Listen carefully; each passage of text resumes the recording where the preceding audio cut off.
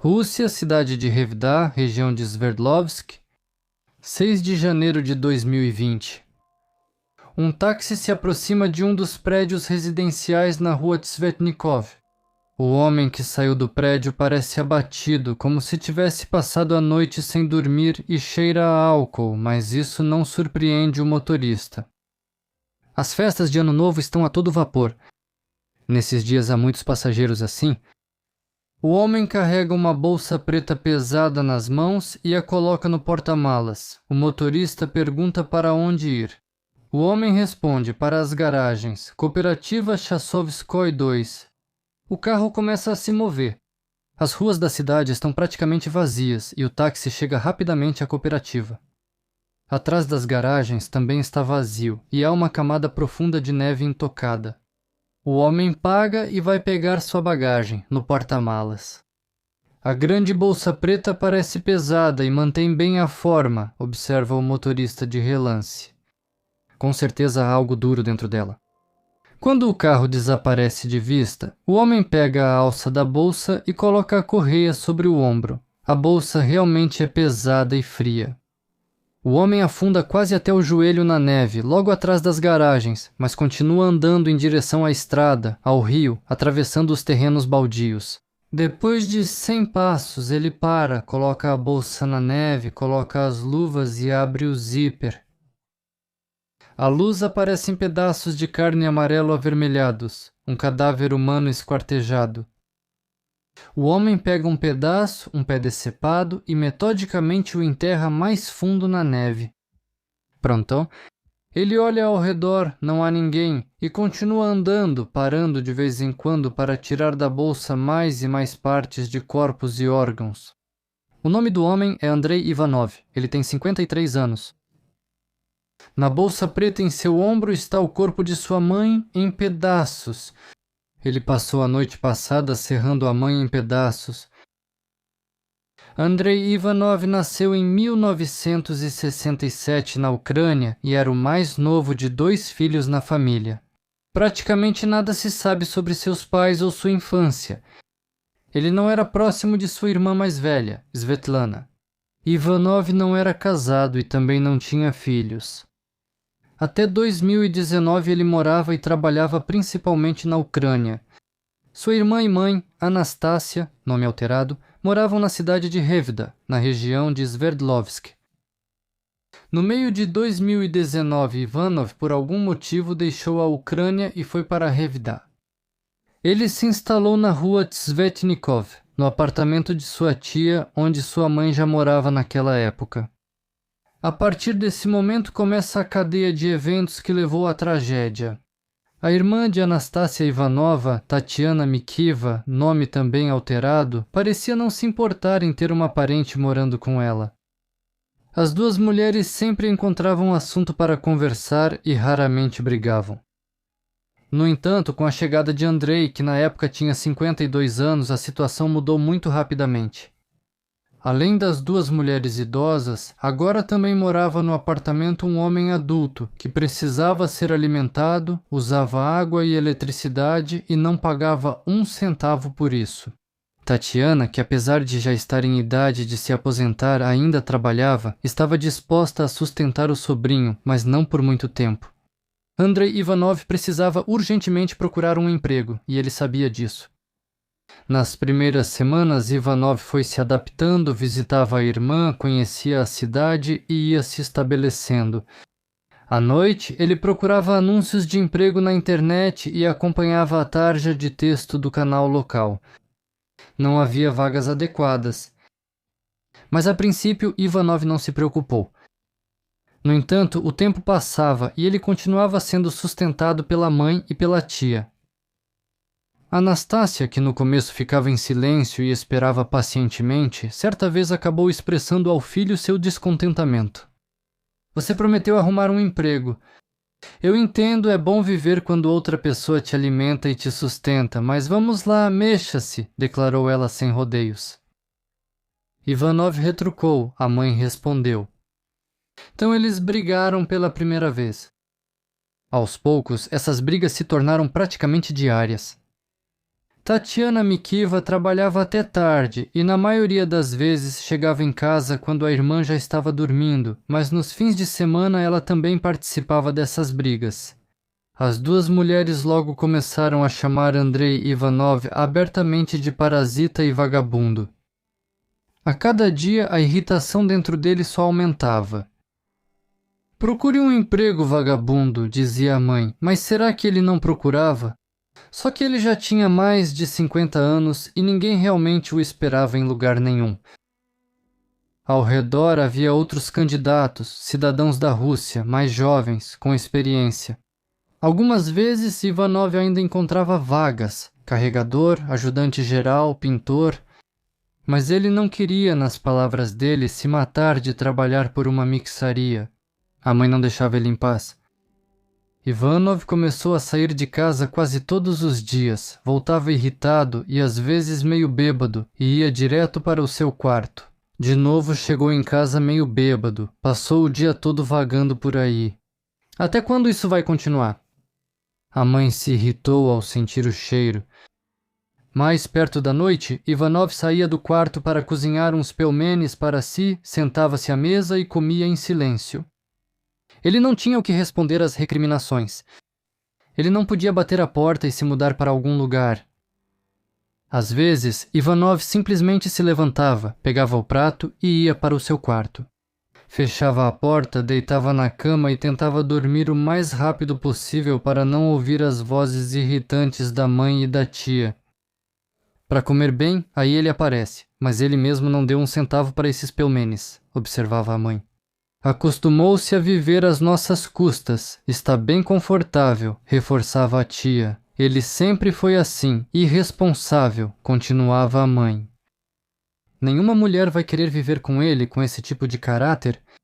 Ivanov rangia os dentes, virava-se para a parede e cobria a cabeça com o travesseiro. No final de 2019, Andrei Ivanov ainda sofria nas mãos da mãe e da irmã dela. As brigas eram diárias. Nem a mãe com a tia, nem ele próprio mediam as palavras. A irmã Svetlana também estava a par da situação, e Andrei quase parou de atender o telefone quando via o nome dela na tela. Nada de novo, ela diria para ele. Tudo isso ele já sabia. Um sentimento constante de injustiça o corroía por dentro, e agora a isso se juntava outro, ainda mais amargo. A consciência de que ele não era necessário para ninguém, que era um peso morto, até mesmo para a própria mãe. Ele não tinha amigos, o ChatGPT ainda não tinha sido inventado. Conversar, desabafar sobre o que o afligia era impossível, com ninguém. Svetlana apoiava a mãe em tudo, e Ivanov sabia com certeza, se ele realmente perdesse a cabeça e batesse a porta, ela com certeza não o acolheria. Ela tinha sua própria família e sua própria vida, na qual não havia lugar para ele.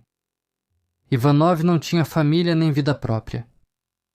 Cada vez mais ele se sentia encurralado. As vozes da mãe e da tia ecoavam até em seus sonhos, não lhe davam paz. Vagabundo? Parasita! Aproveitador! Agora o chamavam de tudo quanto era nome. No final do ano, Ivanov retomou com novas forças a busca por um emprego. Mas ele continuava sem sorte. Chegou o dia 31 de dezembro de 2019. Para comemorar o ano novo, a mãe e a tia foram para a casa de Svetlana e Ivanov passou a noite festiva sozinho em frente à televisão, com uma garrafa de vodka e os tradicionais pelmenes. Ele ficava trocando de canal com o controle remoto. Em todos os lugares estava tudo brilhante e alegre, as taças tilintavam, havia champanhe e música tocando. Na tela apareciam rostos sorridentes e despreocupados o tempo todo. Ivanov sentiu que estava sufocando. Ele saiu para a varanda, acendeu um cigarro e ficou olhando para a cidade à noite. Em algum lugar por lá, sua mãe, tia e irmã com certeza também estavam bebendo champanhe, comendo salada Olivier e se parabenizando pelo ano novo que estava chegando e já havia chegado. Ivanov se sentia péssimo, tomado pela raiva. Ele queria chutar alguma coisa, quebrar, destruir, Naquela noite, ele bebeu uma garrafa de vodka sozinho e dormiu quase até o fim da tarde do dia seguinte. A mãe e a tia dele não o incomodaram. Nos 4 dias seguintes, o humor de Ivanov só piorou.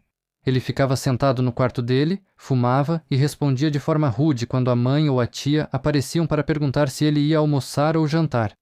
Finalmente, na noite de 4 de janeiro, Ivanov saiu do quarto e foi para a cozinha, e imediatamente começou uma nova briga. Os 3 envolvidos, como de costume, não mediram as palavras. Ivanov voltou para o quarto e bateu a porta. Tudo dentro dele fervia novamente, e as vozes da mãe e da tia que chegavam até ele através da porta fina não ajudavam em nada a se acalmar. A mãe estava furiosa. Não suporto nem olhar para ele. Na velhice, ele caiu sobre meus ombros. Não há sossego com ele. Ivanov andava de um lado para o outro no quarto. De novo sentia vontade de quebrar algo, destruir, arrasar, qualquer coisa para que a mãe se calasse. Talvez o pensamento tenha passado pela cabeça dele já naquela hora, mas talvez a decisão tenha vindo depois. Na manhã do dia 5 de janeiro, a tia saiu para o trabalho como de costume, e Ivanov ficou em casa com a mãe. Na primeira metade do dia, ele ficou no seu quarto, depois sentou na sala em frente à televisão. A mãe preparou o almoço e o chamou para a mesa. Ivanov saiu. No fogão a gás havia uma panela com borscht. Ele se serviu de um pouco de sopa no prato e colocou um pedaço de carne cozida. A própria mãe já tinha lavado a louça e Ivanov esperava que depois disso ela fosse embora e o deixasse em paz. Ele ficou olhando para o prato e comeu em silêncio.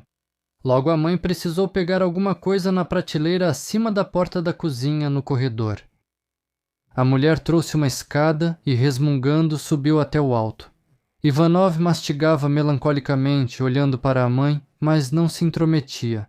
Anastácia sentiu o olhar dele. Podia ao menos oferecer ajuda para a mãe. Você pegou esse pedaço de carne da panela? Foi você quem trabalhou para consegui-lo? Quando vai procurar um emprego? Lá vai ela de novo. Desta vez, Ivanov nem ficou irritado, pelo contrário. Tudo nele parecia congelado. Ele se levantou em silêncio e agarrou a mãe pelo tornozelo. Talvez a mulher tenha conseguido entender alguma coisa, talvez ela tenha tentado se segurar em algo. Mas as forças eram desiguais. Ivanov puxou, a mãe voou da escada, bateu na quina do armário, na parede, no degrau e caiu no chão. Do ferimento na cabeça começou a escorrer sangue, a perna ficou torcida em um ângulo estranho. A mulher estava viva, gemia deitada no chão, tentava dizer alguma coisa. Ivanov passou pela escada, trouxe silenciosamente um travesseiro do seu quarto. A mãe se debatia com os braços e as pernas e gemia cada vez mais alto. Se ele pretendia fazer alguma coisa, precisava fazer isso agora mesmo. Ivanov sentou-se ao lado e, sem hesitar, pressionou o travesseiro contra o rosto da mulher. Teve que segurar, não por muito tempo. Anastácia quase não resistiu. Durante todo esse tempo, Ivanov estava surpreendentemente calmo. Suas mãos não tremiam, o coração não disparava. Finalmente, a mãe se calou. Ivanov tirou o travesseiro e olhou para o rosto distorcido pela falta de ar. Com certeza não está respirando. Morreu. Uma onda de sombria satisfação o fez estremecer. Ele precisava se livrar do corpo antes que a tia voltasse. Ela só deveria chegar do trabalho tarde, então ainda havia tempo. Mas Ivanov não fazia ideia de como tirar o corpo de casa sem chamar atenção. Ele não tinha carro. O corpo não pesava tanto assim, mas alguém poderia notar uma pessoa carregando um objeto de formato suspeito para fora do prédio, e então Ivanov estaria em apuros. Ele precisava de um plano, precisava de mais tempo. Ivanov decidiu, vou pensar nisso amanhã. Por enquanto, ele colocou o corpo da mãe no sofá e a cobriu quase que automaticamente com um cobertor. Que a tia, quando voltar, pense que a irmã está dormindo. Dificilmente ela vai querer acordá-la tão tarde. E de manhã, quando Tatiana sair para o trabalho de novo, ele vai pensar em alguma coisa. Uma ideia já se formava na cabeça dele. O restante do dia de Ivanov passou tranquilamente. ele guardou a escada e lavou o chão da cozinha e do corredor meticulosamente. Se fosse necessário, sempre poderia dizer que foi a mãe quem fez isso. Mais tarde, sentindo fome, ele pegou outro pedaço de carne da panela de borscht e comeu, saboreando com apetite. Depois foi para a sala onde a mãe morta estava deitada no sofá coberta com um cobertor e sentou-se na poltrona ao lado do sofá. Ligando a televisão, começou a assistir a alguma série. Quase não olhou para a mãe. Não tinha nenhuma vontade de tocar no corpo morto para ver se já estava frio ou não. Quando a tia voltou do trabalho, Ivanov já estava no seu quarto. Agora suas mãos tremiam e a cabeça girava de nervoso. E se a tia resolvesse acordar a mãe? Ainda pior seria se ela prestasse atenção, então perceberia o quanto estava silencioso no cômodo, e se olhasse com atenção, veria que a irmã deitada no sofá, que parecia estar dormindo, na verdade não estava respirando. Ivanov ficou imóvel.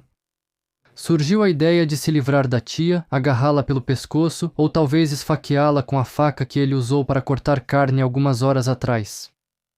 Mas ele não fazia ideia de como se livrar de 2 corpos de uma vez depois disso.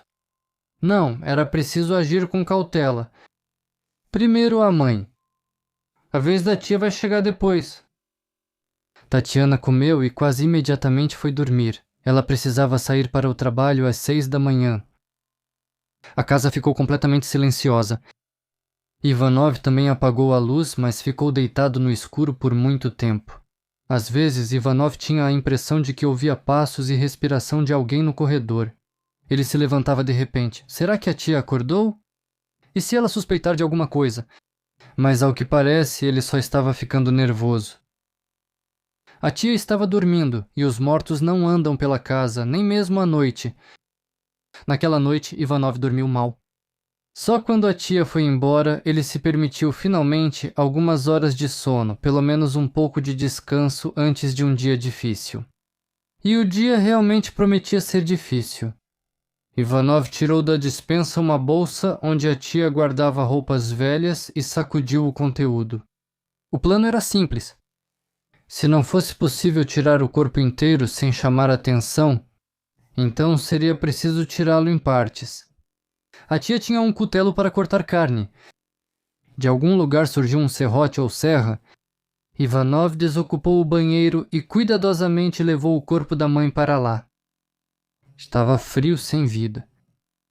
Ivanov olhou pela última vez para o rosto da mulher que o deu à luz e começou o trabalho. Ele ficou ocupado por várias horas. Cuidadosamente, ele separou o corpo e colocou os membros cortados e os órgãos internos em uma bolsa. A cabeça também coube lá dentro. Ao fechar o zíper, Ivanov sentiu que estava cansado. As mãos tremiam. A noite anterior, sem dormir, estava cobrando seu preço. Ele pensou, amanhã me livro do corpo e invento uma desculpa para minha tia. Ivanov arrastou a bolsa pesada até a varanda e a empurrou para o canto. A tia quase nunca olhava lá no inverno e se por acaso ela olhasse, ele agiria conforme a situação. Depois, Ivanov limpou bem o banheiro, o chão do corredor, preparou o jantar e se sentou em frente à televisão, agora já no sofá. Zapeando pelos canais, ele parou de novo em alguma série, mas dificilmente percebia o que estava acontecendo na tela. Ele não parava de pensar para onde levar o corpo. O que dizer para a tia? O lugar ideal seria alguma floresta, um lixão fora da cidade, um terreno baldio. Logo, Ivanov se lembrou da cooperativa de construção de garagens Chassovskoy 2. A cooperativa ficava longe de casa e atrás dela havia um terreno baldio. Perto dali corria o rio Chassovaya e Ivanov decidiu que espalharia os restos lá. A neve atrás das garagens é profunda, vai esconder os rastros instantaneamente. E na primavera, quando o corpo ser revelado pelo degelo, já não será mais possível provar nada. Quando a tia voltou para casa já tarde, Ivanov teve que improvisar. Não tendo pensado em nada melhor, ele disse que a mãe passou mal e foi levada para o hospital. A mulher ficou alarmada na hora. O que aconteceu? Para qual hospital ela foi? Onde a internaram? Ivanov deu de ombros. Ela sentiu uma dor no coração, passou mal. Não sei para qual hospital a levaram. Amanhã vou ligar e confirmar tudo. Já era tarde, e isso acabou ajudando ele. A tia ligou para a irmã. O telefone estava desligado. Provavelmente ela já está dormindo. Notou Ivanov, ainda sentado no sofá e olhando para as próprias mãos. Ele não sabia o que faria se a tia não acreditasse nele. Mas a mulher estava cansada depois do trabalho, e na manhã seguinte ela teria que acordar cedo de novo. Ela decidiu que ela mesma ligaria para a irmã no dia seguinte. Acenando com a cabeça para Ivanov, a tia foi para o quarto. Logo a luz se apagou lá. Ivanov soltou o ar. Ele ganhou um pequeno adiamento que deveria ser usado com sabedoria. Apesar de tudo isso, o criminoso entendia que aquilo era realmente apenas um adiamento. Se a tia não conseguir falar com a mãe em breve, ele vai começar a entrar em pânico. Vai envolver a Svetlana e ela não vai sossegar até descobrir a verdade. Ivanov ainda não estava pronto para falar nem com a irmã, nem com a polícia. Isso significa que ele teria que se livrar também da parente inquieta. O pensamento era claro e parecia em geral lógico. A mãe já tinha se calado e agora a tia também vai se calar. Ivanov até se permitiu sonhar sobre como seria bom continuar vivendo sozinho em um apartamento vazio, onde ninguém o chama de irresponsável e ninguém exige nada dele. Cansado física e moralmente, ele dormiu profundamente naquela noite. No dia 7 de janeiro de 2020, Andrei Ivanov acordou perto do meio-dia. A tia ainda não tinha ligado. Ainda restava tempo até ela voltar. Ivanov saiu novamente para a varanda. As partes do corpo da mãe na bolsa congelaram, ficaram duras como tijolos. Naquela altura, Ivanov já não via o corpo como o cadáver da mãe, mas sim como uma prova da qual precisava se livrar. Nenhum arrependimento surgiu dentro dele. Pelo contrário, só lhe veio uma ideia à cabeça: tirar o corpo do apartamento o mais rápido possível, esconder os vestígios. Ivanov chamou um táxi e saiu do prédio, tentando parecer descontraído. Ele jogou a bolsa no porta-malas. Ao sair do carro perto da cooperativa, ele dispensou o táxi e seguiu andando pelo terreno baldio. Atrás das garagens realmente havia neve profunda. Ivanov olhou ao redor. Não havia uma alma por perto. Ele abriu a bolsa e começou a andar pela neve. Não simplesmente, mas de forma inteligente, espalhando os restos e enterrando-os mais fundo na neve. Ele tentava esconder as partes do corpo o mais longe possível umas das outras, para que um pedaço de carne não levasse ao outro. Ele não deixava rastros de sangue.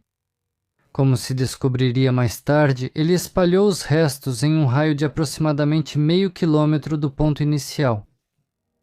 Depois de terminar o que veio fazer, Ivanov voltou para as garagens e chamou um táxi. Ele se sentia exausto, como depois de um dia de trabalho pesado. Na carteira da mãe ainda ontem havia dinheiro, e Ivanov correu até a loja.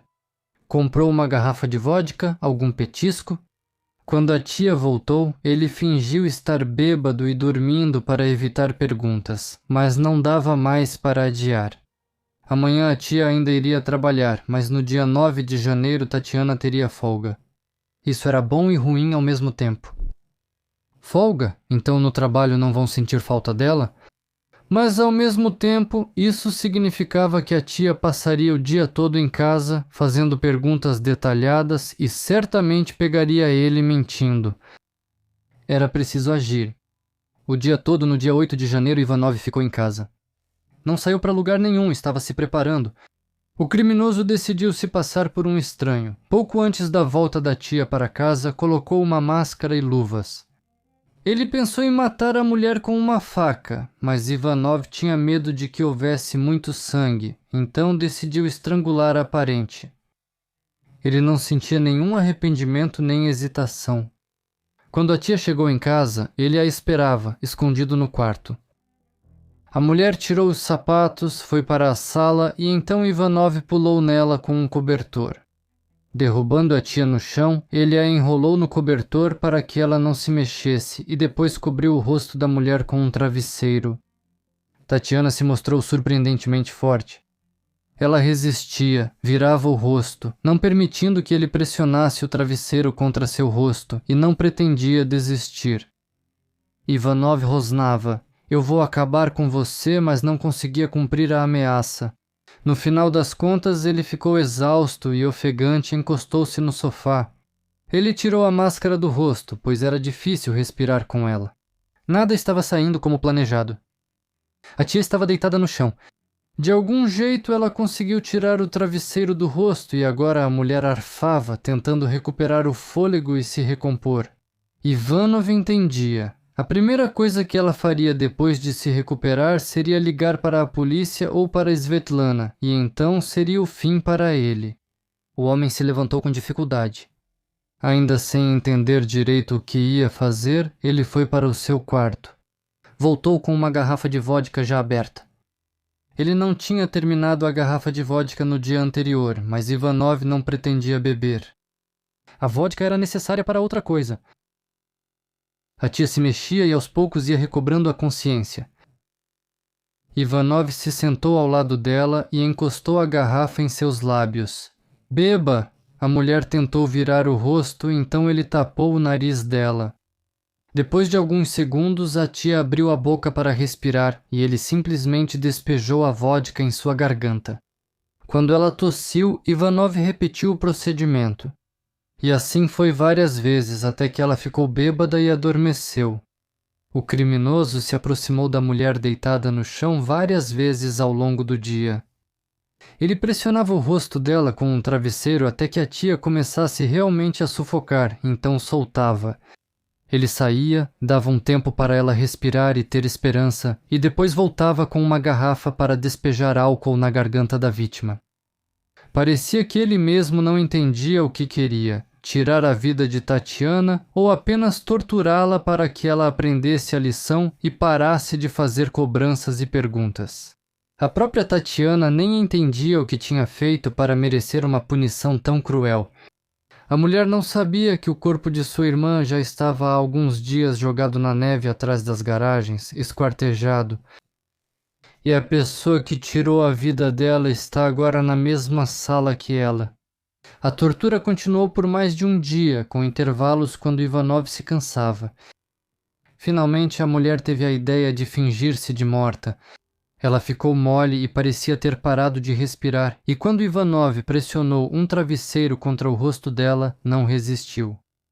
Ivanov não conferiu o pulso, ou talvez tenha conferido, mas não do jeito certo. De qualquer forma, sua Tatiana morta o convenceu.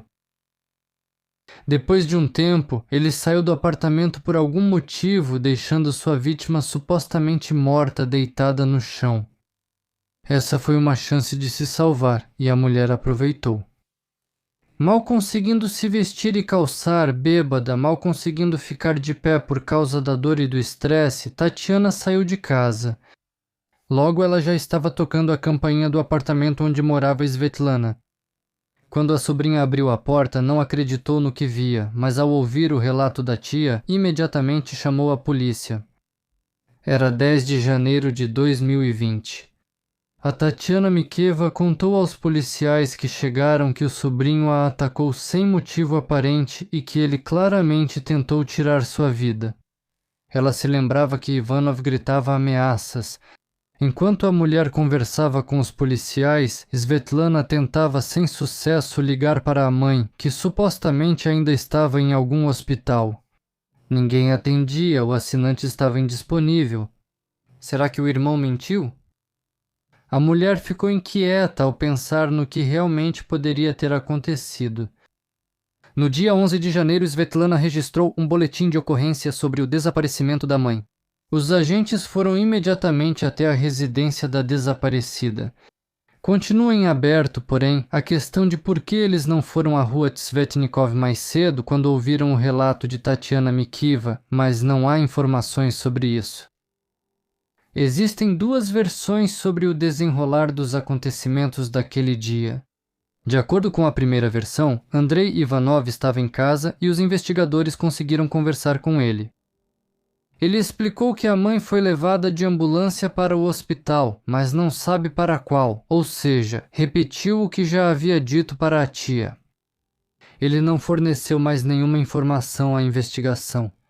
Não se sabe se ele foi interrogado em relação ao ataque contra Tatiana Mikiva. De acordo com outra versão, mais lógica, quando bateram na porta do apartamento na rua Tsvetnikov, ninguém abriu a porta para eles como era esperado. Ivanov percebeu que a tia estava viva e conseguiu fugir, então ele mesmo deixou o apartamento.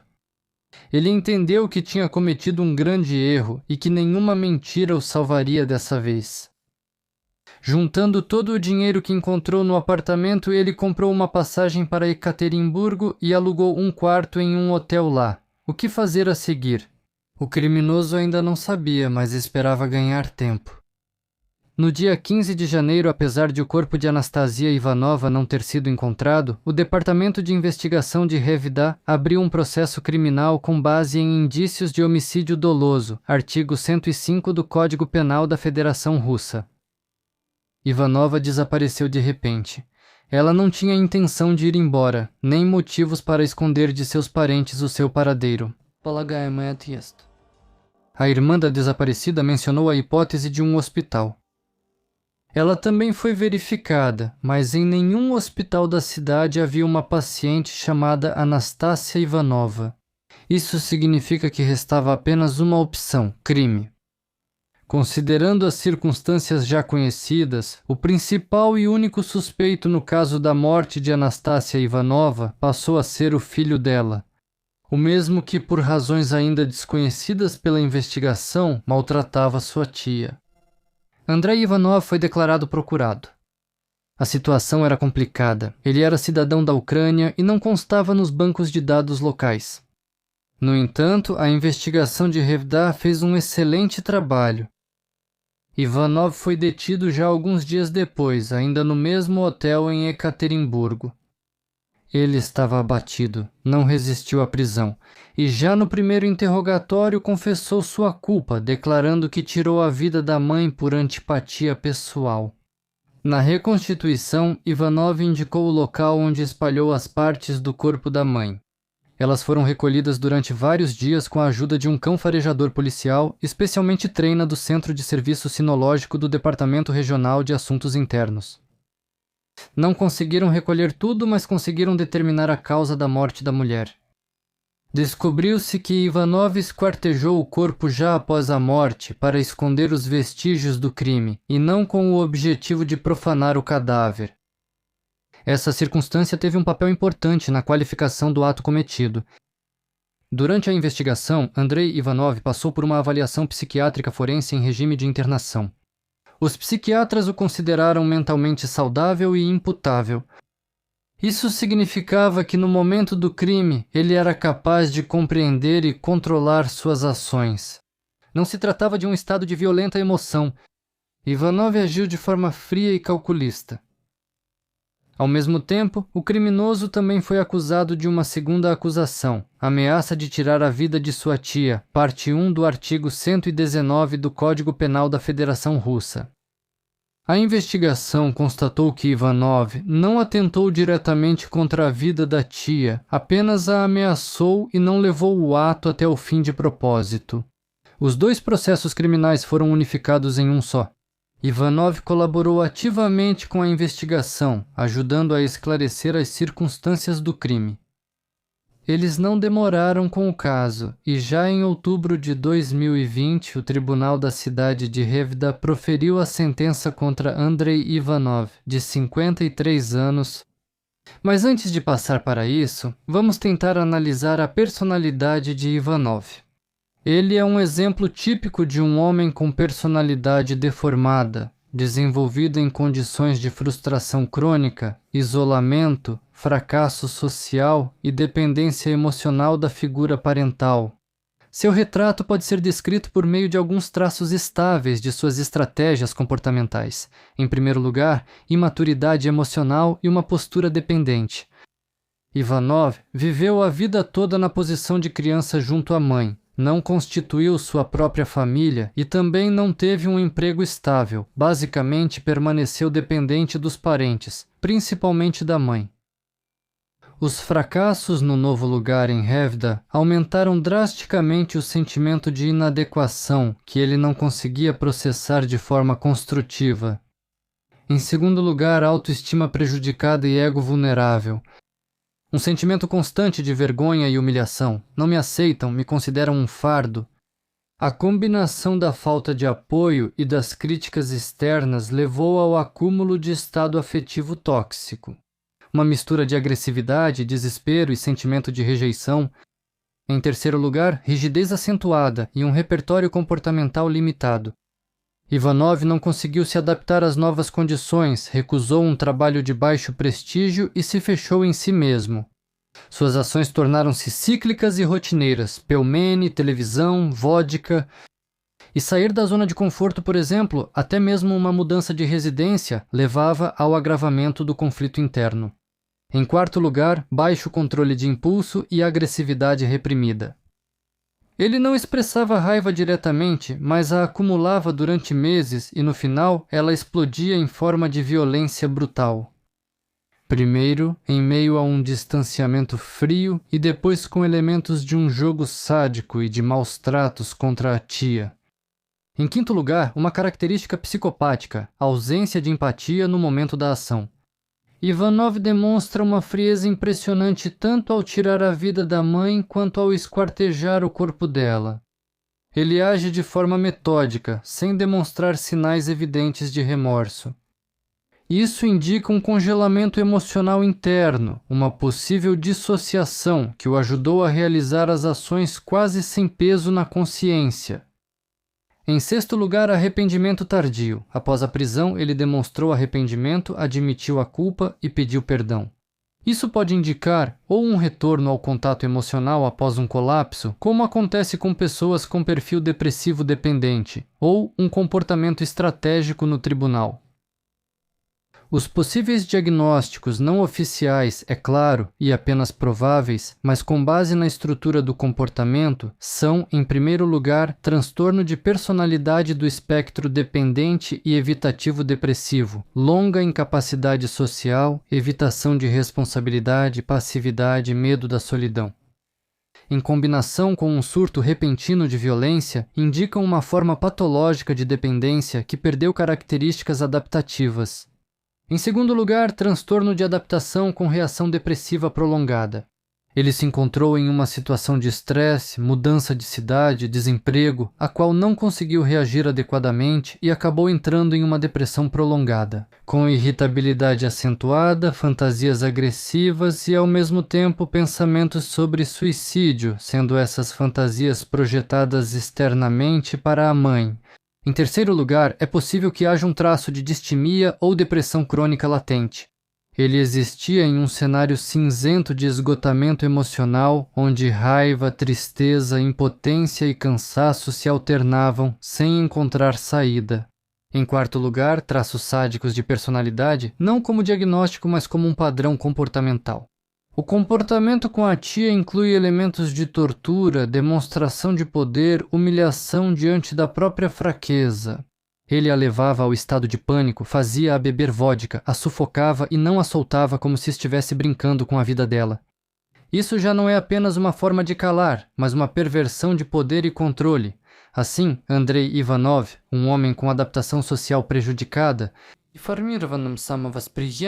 frustração crônica acumulada e agressividade reativa reprimida até o momento de explosão. Seus crimes não são impulsivos nem espontâneos, mas resultado de uma longa ruptura interna e de um desamparo aprendido que acabou se transformando em destruição tanto externa quanto interna. O tribunal lhe deu 9 anos e 2 meses de prisão em regime fechado.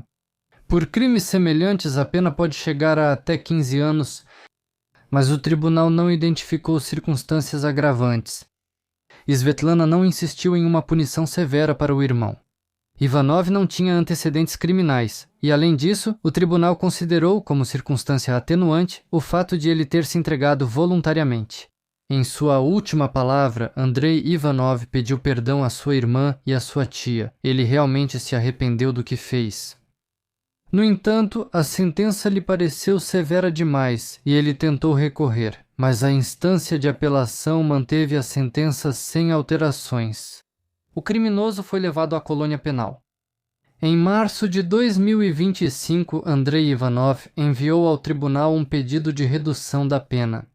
No entanto, tanto a administração da instituição correcional quanto o promotor se manifestaram contra. Como ficou claro, na colônia o condenado trabalha como auxiliar de serviços gerais e muitas vezes não cumpre suas obrigações de forma adequada. Levando isso em consideração, o Tribunal Distrital de Tagil-Stroevsky, em Nizhny Tagil, negou o pedido de Ivanov.